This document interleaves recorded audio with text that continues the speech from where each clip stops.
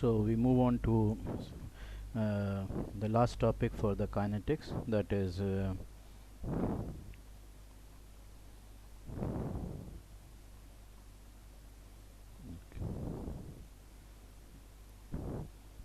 which is your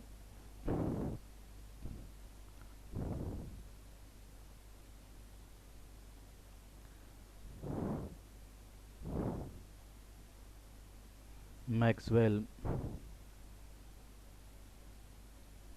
Boltzmann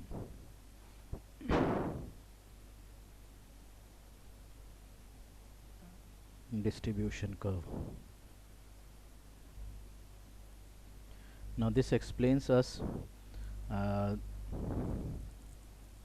the Maxwell distribution curve. This explains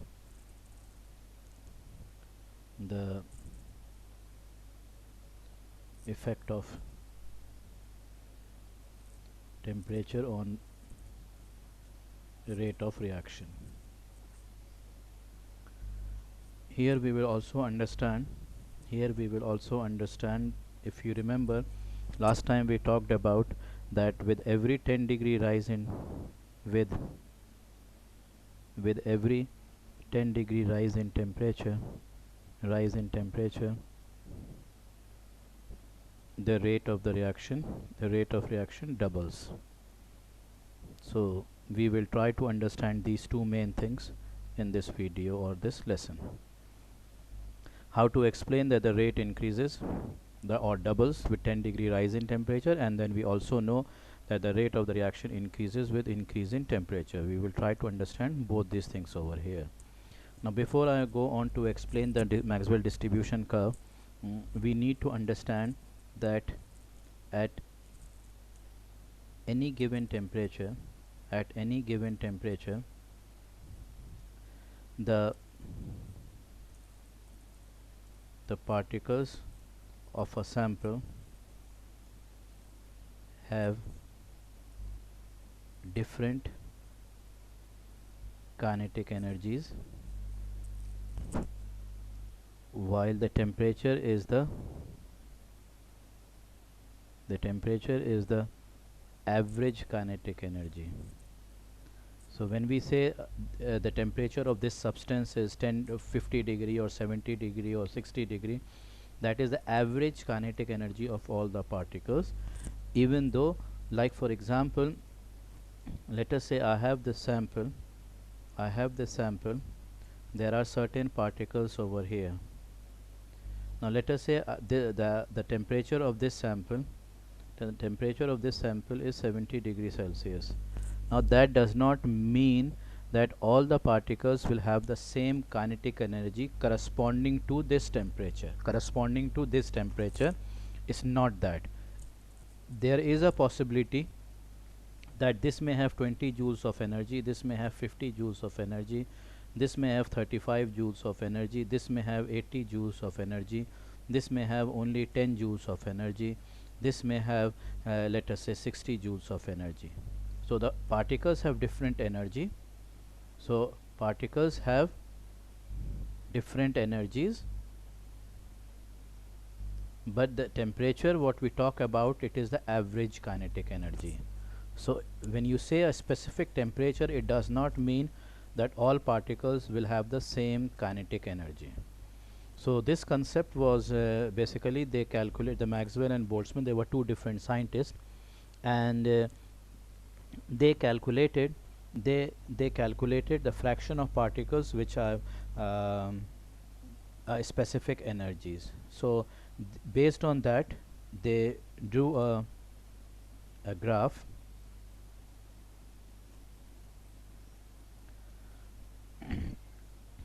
Now the y-axis represents the fraction of molecules or particles with a specific energy. So this is just a fraction of particles of molecule with any energy, of molecules with some energy, and this is the x-axis represents the energy. Let us suppose that this part represents your that means this energy, this value, whatever is this value, that represents your activation energy. That represents your activation energy. Now what happened, what did they found was that the shape of the graph is something like this. Now there are few things to understand. The first thing is the curve is not symmetrical.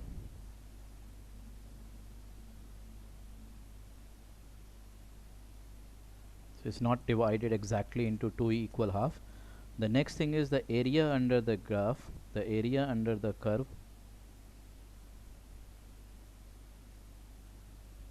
represents the total number of particles or the molecules. Now what do we learn from this graph? What information do we get from this graph? The first thing is, if you look over here, it starts from 0. So the curve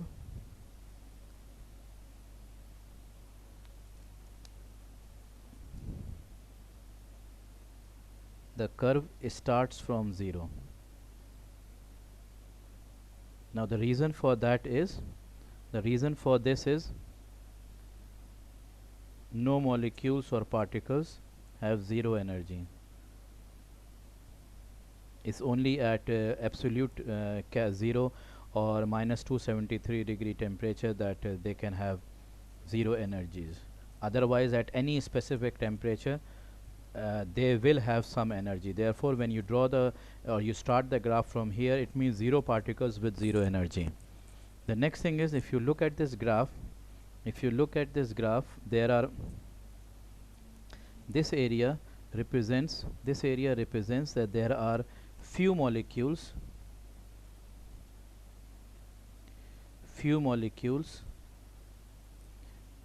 moving slowly. So this area represents that there are less number of particles which are moving very slowly, while the area after the activation energy, this represents the molecules having energy either equal or more than activation energy. So basically this would be your product formation. Products are formed because of this. The products are formed because of this shaded region, because these are the particles which have energy equal or greater than the activation energy, while the middle part over here, this represents that most of the molecules move at a moderate speed. So very few with very less, very few with higher energy. It is only most of the particles which have an average energies over there. So this is what they got at any specific temperature. So this was, let us say, at temperature T1. So this was the graph at temperature T1. Now what they did was they increased the temperature. Now so what we are trying to do is, now at a higher temperature, what will be the shape of the graph? Now we know that at higher temperature the kinetic energy of the particles increases. We know this from before, that when you increase the kinetic energy, basically what will happen is the kinetic energy of the particles will increase. Now if the kinetic energy of the particle is increased, and the number of particles, that means the area under the curve,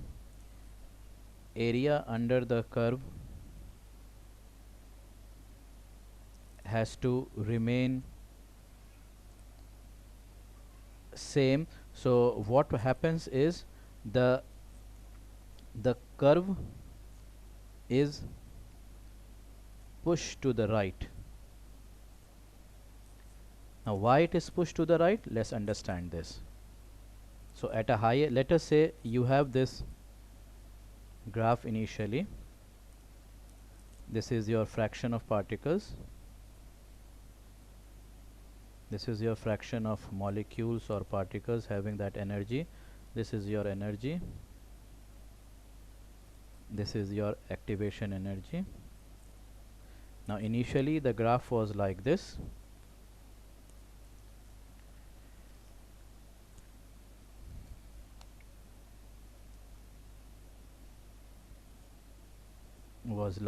this was the shaded area initially.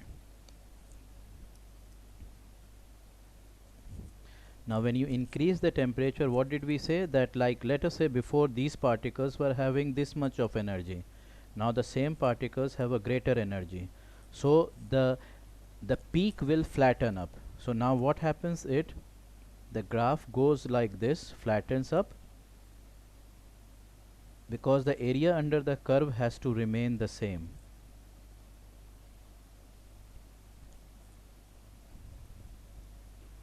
So over here this is a temperature T1, this is a temperature T2, where T2 is greater than T1. So why is the peak shifting or the curve shifting to the right? Because as I explained to you that this many of particles, they were having energy before this, now they have more, so it becomes flatter. So at a higher temperatures, the curve, the number of particles has to remain same, the curve has to remain the same, so the curve is pushed to the right. So more particles have more energies, that's the first thing. Another important thing to understand over here is that the peak flattens, the highest peak, that is the most probable speed, this is known as the most probable energy, sorry, because this is also explained in physics also, most probable energy.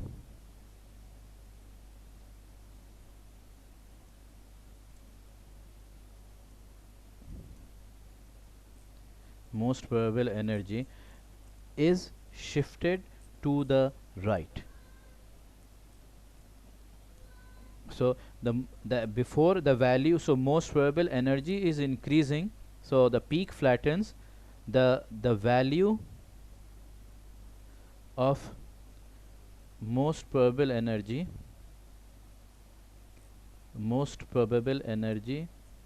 increases, but the number of particles having that energy decreases. Now what do we mean by this? Now if you look over here, as I just explained to you, the most probable energy is increasing. Before it was this, now it is this. But what is happening to the value?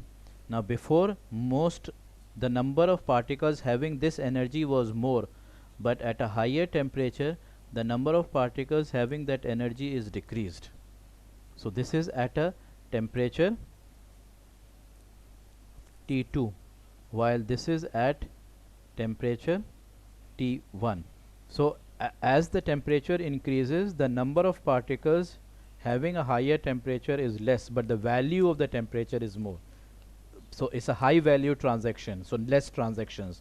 You can understand it this way. It's a high value transaction, so it is less number of particles going that way. Like when you're taking a loan, there would be very few people who will be taking loans in billions, but more people would be there who will be taking loans in 10,000, 20,000 or 50,000. So as the value increases, the number of people decrease. Same thing is over here. The number of particles having the most probable energy is decreasing. Another very interesting thing to note from here is that now the shaded area has increased. The shaded area increases. So at higher temperature, what happens is, that's the most important area for us.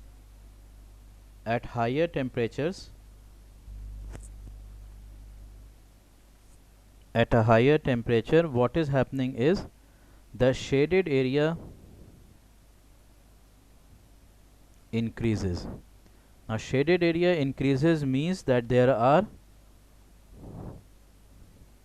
more particles having energy equal or greater than activation energy. So there are, and if there are more particles having energy equal or greater, that would mean that the rate of reaction would increase. Rate of reaction increases. So this is how we can explain, that when you increase the rate of the reaction, when you increase the temperature, the rate of the reaction increases. Suppose our graph was, initially the temperature was, let us say, 300 degrees Celsius. Now your T2 temperature is 310 degrees Celsius. So the difference is 10 degree. So in this case we know that the rate doubles. So the only thing you have to change in your explanation is that instead of writing shaded area increases, instead of saying that when there is a difference in the temperature of 10 degree, you say the shaded area doubles. Therefore rate doubles. Otherwise rest of the explanation is the same. Rest of the explanation is exactly the same. Now let's suppose we change. I'm bringing that the graph again. I'm bringing the drawing the graph again.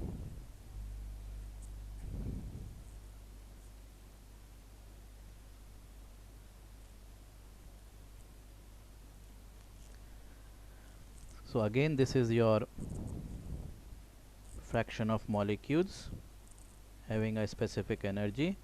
This is your energy. This is your curve at any specific temperature.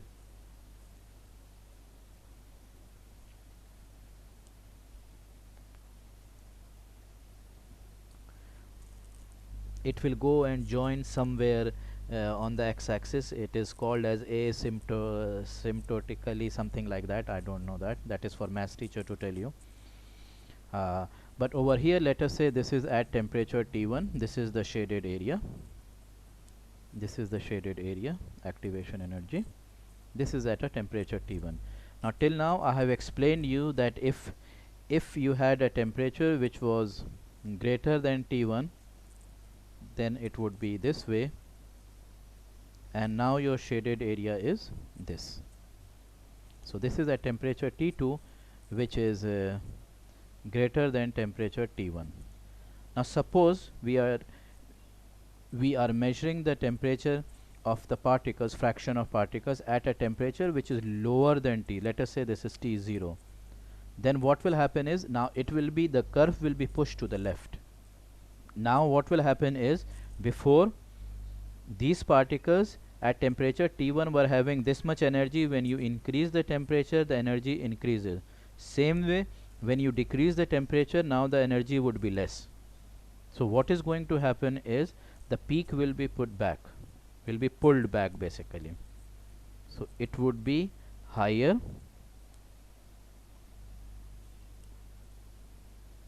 So and the shaded area will decrease. the shaded area will decrease. Now this is at temperature T2, 0. So at lower temperatures, it's like the curve is pulled back, or you can say uh, to the left, and the area under the shaded area decreases, because the shaded area represents the particles having activation energy. So shaded area decreases, and therefore the rate of reaction decreases.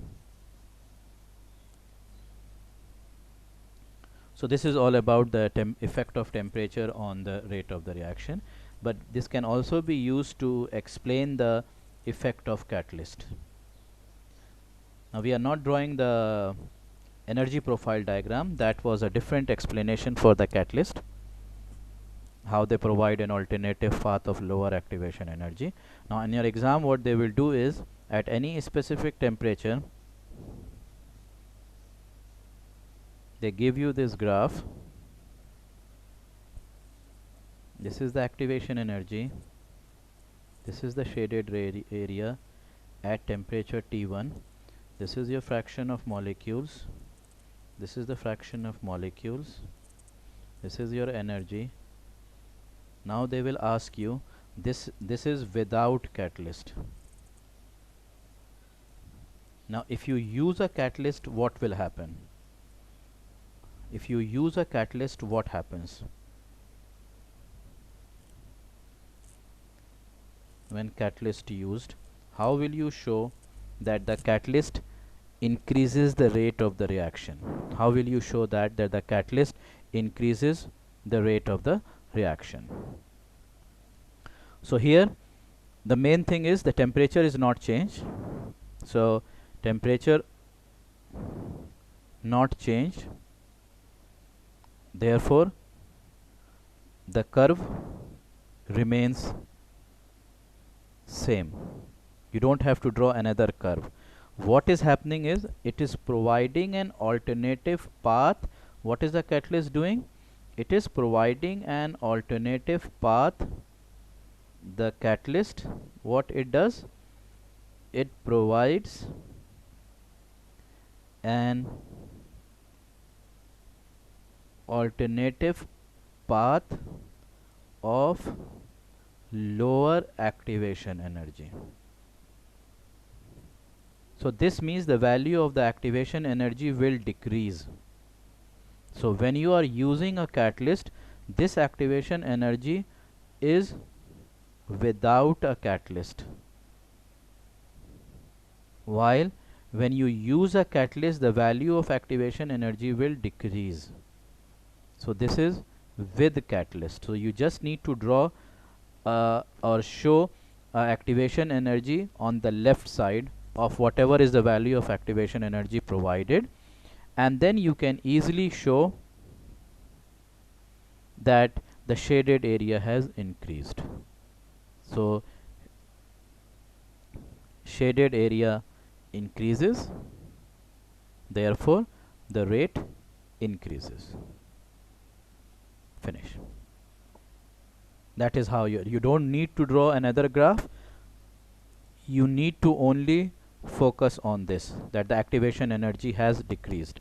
The value of the activation energy has decreased, and so the shaded area is increasing, which means there are more particles having that activation energy. So this completes your chapter for kinetic energy, rate of reaction. So your next lesson would be about equilibrium. I will send some few questions for practice over here, inshallah, and go through this. If you have any questions, send it on the feedback, and then we can see what to do, how to solve that issue. Either I will note down all your questions and explain in one video all of them, or we may take a live class and then do it. We will see what to do. But right now, finish this chapter for kinetics. I have already completed it. Some questions will be sent to you as a worksheet.